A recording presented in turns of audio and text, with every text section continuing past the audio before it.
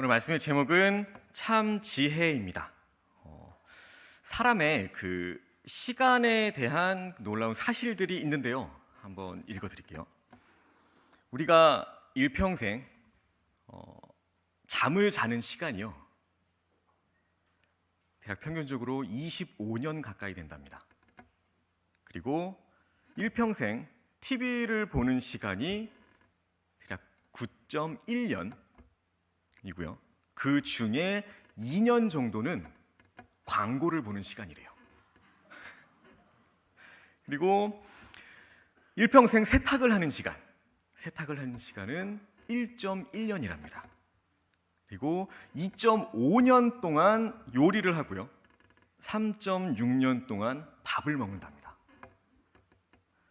4.3년간 운전을 하고요, 그리고 3개월 동안 교통체증에 갇혀 있게 된다고 합니다. 그리고 1.5년을 화장실에서 보내고요, 그리고 일평생 걷는 거리가 대략 16만 킬로미터 된다고 해요. 그리고 우리 늘 다짐을 하죠. 일평생 한 사람당 평균 다짐을 대략 200만 번쯤 한답니다. 성별로도 막 나와 있었는데요. 여성분들에 대해서 몇 개 있더라고요. 일평생 한 여성이 다이어트를 하는 기간 대략 17년 정도 된다고 합니다.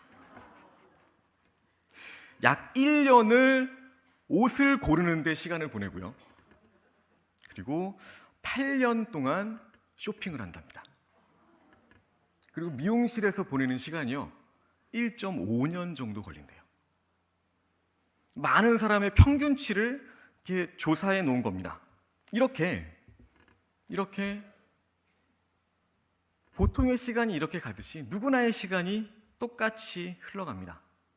사람이라면 누구나 세월이 가고, 또 그렇게 나이를 먹어감에 따라서 우리의 육신은 점점 더 쇠약해져 갑니다. 면역력이 점점 떨어지게 되고요, 그러면서 여기저기 아픈 곳이 늘어납니다. 그래서 사람들은 조금이라도 그 자신의 그 건강을 지키기 위해서 보약을 지어서 먹기도 하고요, 식단을 조절하기도 하고요, 규칙적인 운동을 하기도 합니다. 다들 운동을 하시나요? 하고 계신가요? 저는 틈틈이 이제 걷는 걸 해보려고 하는데 생각만큼 쉽지가 않더라고요. 그래서 어떻게 하면 좀 나에게 자극이 될까 하고서 좀 검색을 해봤습니다. 운동에 자극이 되는 명언들 찾아봤어요. 근데 이런 말이 있더라고요. 유대인이면서 미국의 코미디언이었던 어떤 사람이 있는데요. 이분이 이런 말을 했답니다. 2주 동안 다이어트를 했는데 사라진 것은 그 2주라는 시간뿐이었다. 좀 자극이 되시나요? 바늘을 쑤시는 것처럼 저에게 자극이 오더라고요. 이렇게 육체가 약해지면 병에 걸리기 쉽습니다. 이것처럼 우리의 영혼도 약해지면 이런저런 세상의 유혹에 쉽게 빠지고 넘어가게 됩니다. 그리고 더 나아가서 죄를 범하게 되죠. 그래서 우리는 이 육체의 건강뿐만 아니라 영적인 건강도 잘 지키기 위해서 노력을 해야 한다는 겁니다. 육체의 건강을 지키기 위해서는 좋은 음식과 꾸준한 규칙적인 운동이 필요합니다. 식단을 조절하거나 운동을 통해서 건강을 지킬 수 있고요. 영의 건강을 지키기 위해서는 말씀과 기도가 필요합니다. 영의 양식인 말씀을 먹고 하나님께 기도하는 것으로 우리는 우리의 그 영적인 건강을 잘 지킬 수 있습니다. 우리가 건강이 나빠지게 되면 일상적인 생활을 하기 힘들어집니다. 어떤 중요한 일을 해야 할 때 그 일을 능히 감당해낼 수 있는 그 능력이 없어져 버립니다. 마찬가지로 우리가 영적으로 건강해야만 죄악의 길로 빠지지 않고요. 나를 향한 그 하나님의 계획과 뜻을 이루는 삶을 살 수 있다는 것입니다. 영적으로 건강해야만 우리에게 맡겨주신 그 귀한 사명을 잘 감당할 수 있다는 겁니다. 그렇다면 영적으로 건강한 삶을 살기 위해서 우리가 어떻게 해야 할까요?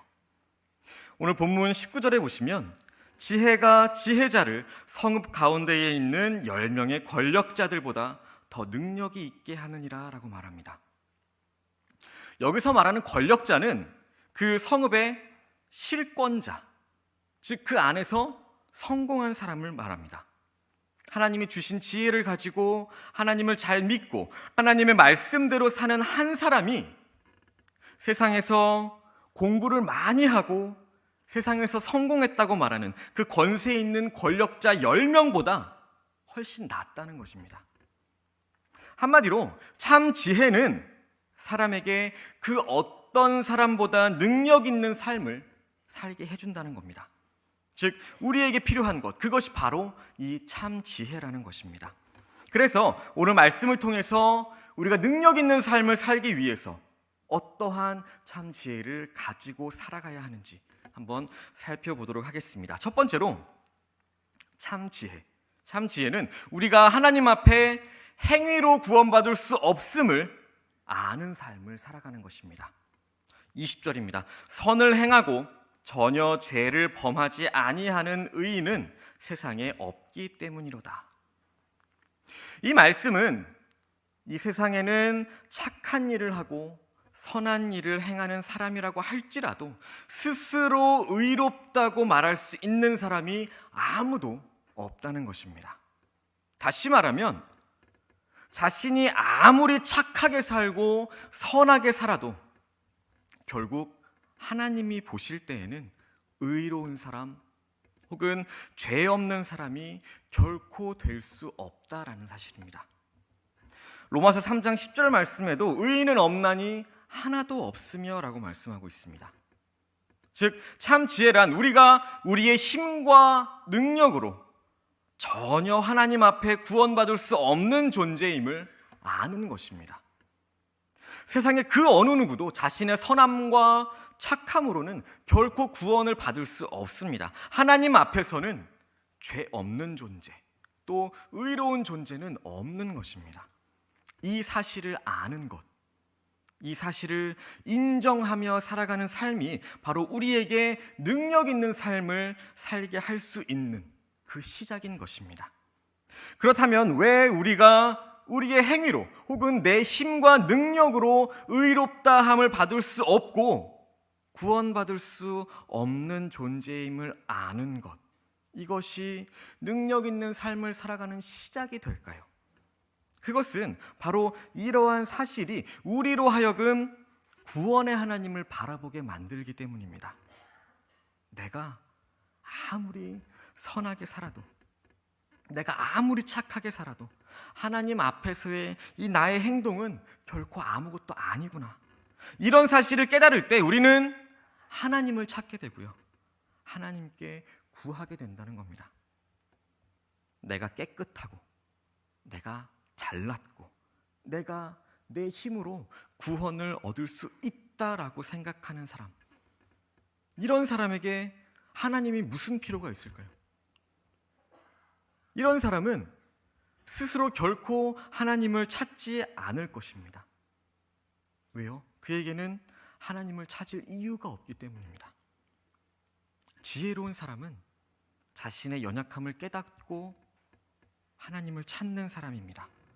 그런데 너무나도 감사한 것은 나의 연약함 때문에, 나의 부족함 때문에 하나님을 찾고 의지했더니 하나님께서 나의 그 약함과 부족함을 사용하셔서 나를 강하게 만드신다는 것입니다. 성경은 이에 대해서 이렇게 말합니다. 히브리서 11장 34절에서 연약한 가운데서 강하게 되기도 하며, 또 고린도후서 12장 10절에는 내가 약한 그때에 강함이라. 성경은 우리에게 모든 인간이 죄를 범하였고 자신의 노력으로 구원을 받은 만한 사람이 이 세상에 단 한 명도, 단 한 사람도 없다고 우리에게 가르쳐주고 있습니다. 그런데 이런 사실을 우리에게 알려주신 이유는 우리로 하여금 절망하고 낙심하게 만드는 것이 아닙니다. 오히려 우리로 하여금 죄인이었던 우리를 의롭게 하시고 하나님을 바라보게 함으로써 우리를 능력 있게 해준다는 것입니다. 우리는 예수 그리스도를 믿음으로 말미암아서 의롭다 하심을 얻었습니다. 이것은 전적으로 하나님의 은혜입니다. 우리로 하여금 나의 행위가 아니라 오직 하나님의 전적인 은혜로 의롭다 하심을 얻었다는 것, 이 사실을 깨닫게 해주는 이것이 우리를 능력 있게 합니다. 이 사실을 깨닫는 삶, 이것이 참 지혜요, 참 능력 있는 삶이라는 사실을 잊지 말고 기억하시기를 소망합니다. 두 번째로, 참 지혜는요, 우리가 하나님 앞에 분별력 있는 귀를 가지고 삶을 살아가는 것입니다. 21절 말씀입니다. 또한 사람들이 하는 모든 말에 내 마음을 두지 말라. 그리하면 내 종이 너를 저주하는 것을 듣지 아니하리라. 우리가 이 세상을 살면서 다른 사람들의 말에 귀를 기울이는 것, 이것이 너무나도 중요한 일입니다. 다른 사람의 말과 의견을 경청하는 태도, 이것은 반드시 필요한 것입니다. 그런데 많은 사람들이 자신의 생각과 의견을 말하는 입은 많이 가지고 있습니다. 하지만 다른 사람들의 말을 경청하는 귀는 가지고 있지 않는 것 같아 보입니다. 그리고 삶 속에서 굉장히 힘들고 어려운 것 중에 하나가 다른 사람들의 말을 듣는 것입니다. 반대로 생각하면 정말 우리가 해야 할 귀한 사역 가운데 하나가 바로 다른 사람들의 말을 경청하는 것이라는 겁니다. 결코 쉽지 않습니다. 왜요? 남의 말을 잘 듣기 위해서는 자기 자신을 절제해야 하는 그 노력이 반드시 필요하기 때문입니다. 아이들과 얘기를 합니다. 평소에 얘기를 하면 아이들은 늘 자기가 한 것을 보여주고 싶어 하고요, 늘 이야기하고 싶어 합니다. 그런데 부모는 어떤가요? 부모도 마찬가지죠.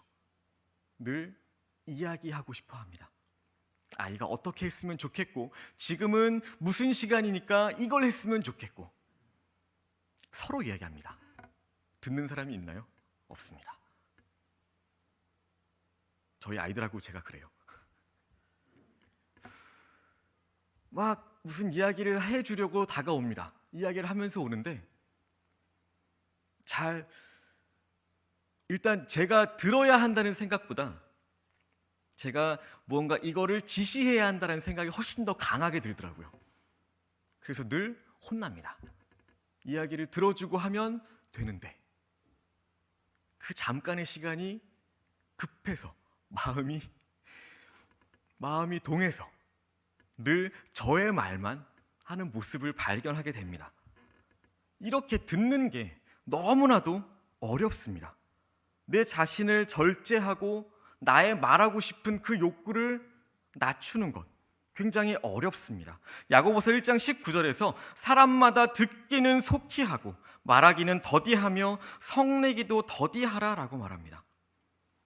남의 말을 경청하면서 귀를 기울일 때 우리에게 필요한 두 가지가 있는데요. 하나는 다른 사람들의 말을 겸손하게 들을 수 있는 마음입니다. 그리고 두 번째는 분별력을 가지고 들을 수 있는 지혜입니다. 오늘 본문에서는 듣는 귀의 분별력에 대해서 강조하고 있습니다. 세상 사람들이 흔히 말합니다. 다른 사람들의 말을 그냥 고지고대로 듣고 잘 속는 사람을 가리켜서 귀가 얇다라고 표현합니다. 우리의 영적인 귀가 얇아서는 안 된다는 겁니다. 우리 그리스도인들은 경청하는 겸손한 마음도 필요합니다. 하지만 들은 소리를 잘 분별해서 듣는 그 분별력도 필요합니다.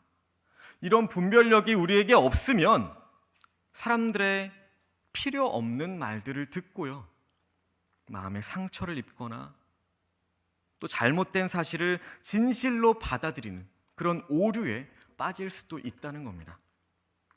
21절에서는 무엇보다 마음의 상처에 대해서 이야기하고 있습니다. 우리가 사람의 말을 듣다 보면 너의 종이 너를 저주하는 것, 이것도 듣게 된다는 겁니다.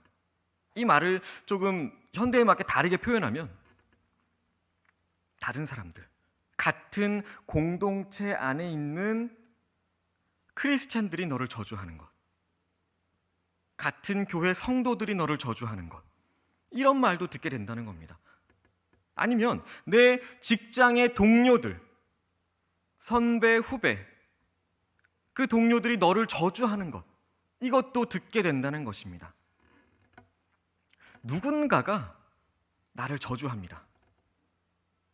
성도에게 저주를 듣는 성도, 마음이 어떨까요? 직장 동료, 그것도 자기보다 직급이 한참 낮은 그런 동료에게 저주를 들으면 마음이 편할까요?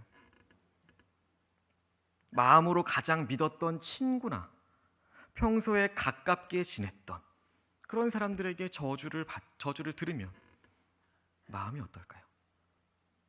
누구라도 마음이 편할 리가 없습니다. 그렇다면 우리는 어떤 말에 귀를 기울이고 또 어떤 말에 귀를 닫아야 할까요?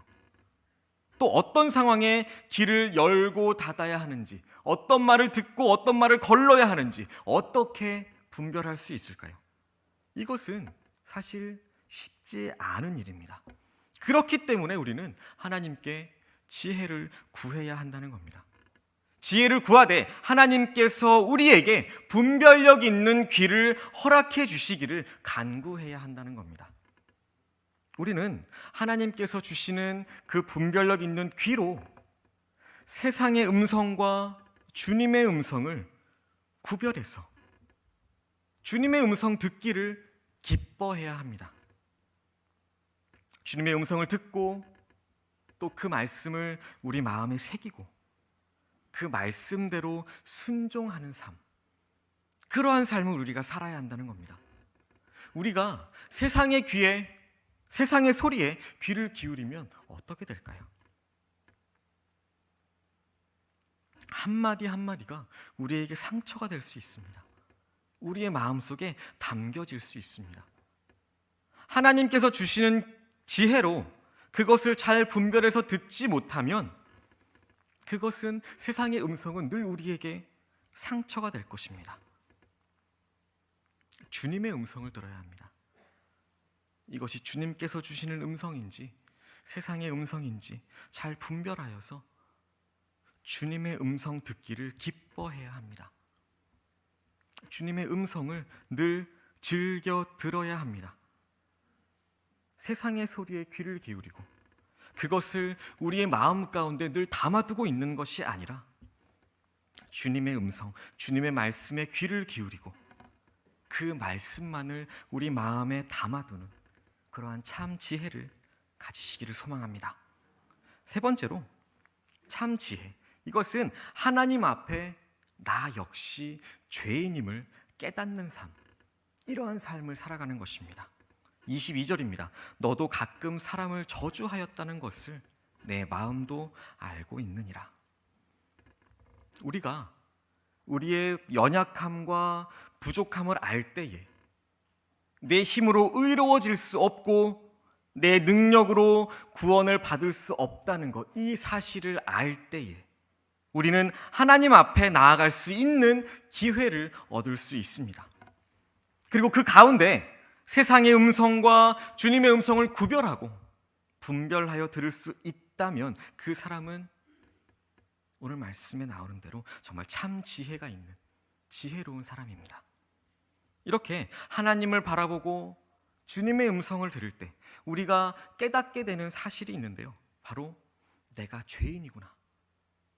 나는 죄인이구나. 내가 하나님 보실 때에 너무나도 추악하고 더러운 죄인이었구나. 이것입니다.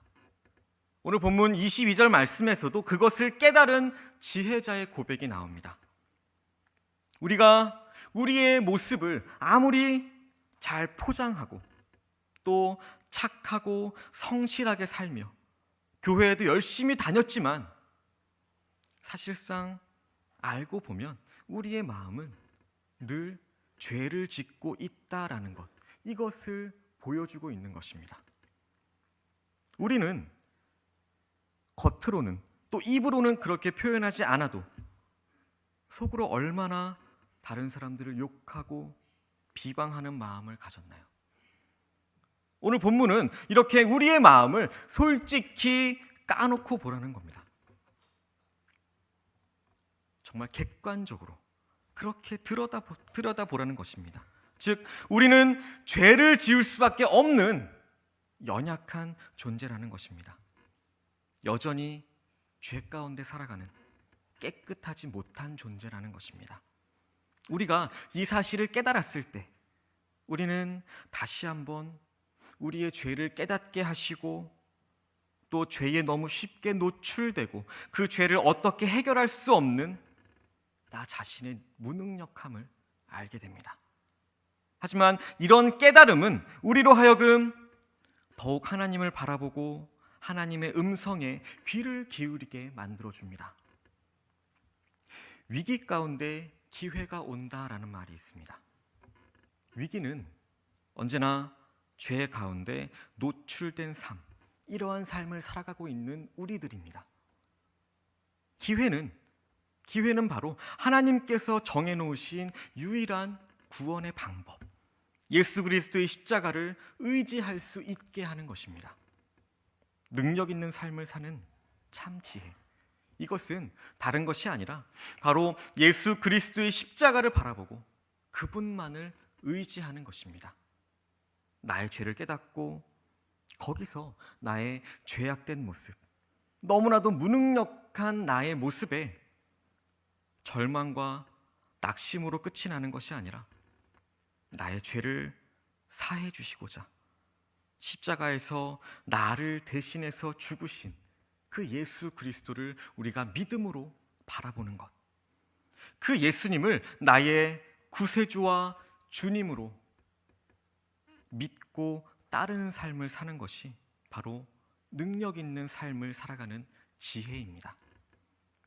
한 발 더 나아가서 우주 만물의 창조주이시자 통치자이신 그 아버지 하나님의 자녀로서 그분의 기업을 상속받고 그분의 그 위대한 사역에 동참하는 그런 귀한 일꾼으로 부르심을 받았다는 사실, 이 사실이 우리에게는 말할 수 없는, 말로 표현할 수 없는 주님의 은혜입니다. 그렇기 때문에 우리는 하나님을 바라보고 주님의 음성에 귀를 기울여야 한다는 겁니다. 그리고 예수 그리스도의 십자가를 바라보시기 바랍니다. 그러면 우리의 부족하고 연약한 모습을 깨닫게 될 것입니다. 그리고 하나님을 의지하고 바라보게 될 것입니다. 나의 귀에 분별력을 가지고 그 분별력을 늘 달라고 하나님께 기도하시고, 그래서 세상의 소리가 아닌 하나님의 소리를 듣게 될 것입니다. 참 지혜, 이것은 하나님을 바라보고 하나님의 음성에 귀를 기울이고 예수 그리스도의 십자가, 이것을 붙잡는 것입니다. 고린도전서 1장 18절에 십자가의 도가 멸망하는 자들에게는 미련한 것이요 구원을 받는 우리에게는 하나님의 능력이라라고 얘기했습니다. 우리는 더욱더 예수 그리스도만을 의지하고 그분의 길을 따라가야 합니다. 그렇게 하나님의 능력을 붙잡는, 하나님의 음성을 분별하여 들을 수 있는 그런 참 지혜 있는 믿음의 성도가 다 되시기를 소망합니다. 그래서 믿음으로 이 세상의 음성을 이기고 우리를 향하신 그 아버지 하나님의 사랑과 또 그 선하신 뜻과 계획을 이루어드리는 그런 아름다운 교회와 성도들이 다 되시기를 예수님의 이름으로 소망하고 축복합니다.